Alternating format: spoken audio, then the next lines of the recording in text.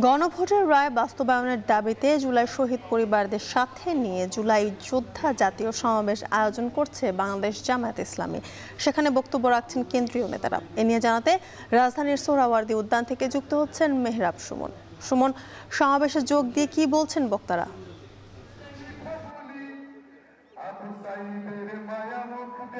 সকাল 10টায় পবিত্র কোরআন তেলাওয়াতের মাধ্যমে বৈঠক শুরু হয়েছে, যেখানে শহীদ পরিবার সহ জুলাই যোদ্ধারা এখানে উপস্থিত হয়েছেন।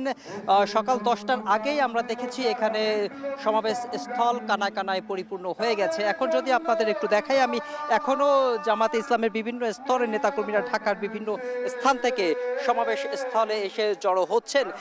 অনেকের সঙ্গে আমরা কথা বলেছি, তারা যেটি জানিয়েছে যে গণভোটের রায় বাস্তবায়নের দাবিতেই মূলত তাদের আন্দোলনের যে বিভিন্ন পর্যায়, সেই পর্যায়ের একটি ধাপ হচ্ছে জুলাই শহীদ পরিবার এবং জুলাই যোদ্ধা যারা আছেন তাদের নিয়ে একটি সমাবেশ করা। এই সমাবেশ থেকেই তারা আজ বিভিন্ন প্রোগ্রামের কথা জানাবেন বলেও আমাদের জানিয়েছেন। আরও জানিয়েছেন যে এখানে যারা বক্তব্য দিচ্ছেন তারা যেটি বলার চেষ্টা করছেন যে জুলাই যোদ্ধাদের নিয়েই আমরা এই আন্দোলনকে, যেহেতু জুলাই যোদ্ধারা এই আন্দোলন 24-এর যে গণ আন্দোলন, সেই গণ আন্দোলনটাকে সফল করেছে, তো তাদের কি দাবি দেওয়া আছে এবং তাদের দাবির প্রেক্ষিতেই আজকে এই জাতীয় সমাবেশের আয়োজন করা হয়েছে।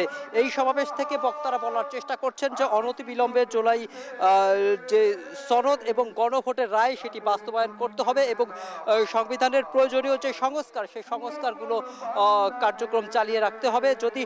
যদি সংসদে যদি আলাপ আলোচনার মাধ্যমে যদি সমাধান করা যায় তাহলে তো ভালোই, আর সেটি যদি না হয় তাহলে এই জুলাই যোদ্ধা এবং জুলাই শহীদ পরিবারদের সাথে নিয়ে বাংলাদেশের জনগণকে সাথে নিয়ে তারা আন্দোলনের নামবে বলেও ঘোষণা দিয়েছে।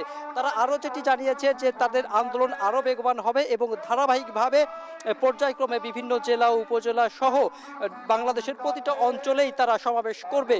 আমরা সকাল থেকেই দেখেছি বিভিন্ন জুলাই যোদ্ধা এবং জুলাই শহীদদের অনেকেই এখানে এসেছেন এবং তাদের জন্য বিশেষ বসার জায়গা করেছেন এখানে। এই ছিল আমার কাছে সোহরাওয়ার্দী উদ্যান থেকে সবশেষ তথ্য। জুলাই যোদ্ধা জাতীয় সমাবেশের খবর জানাতে যুক্ত ছিলেন মেহরাব সুমন।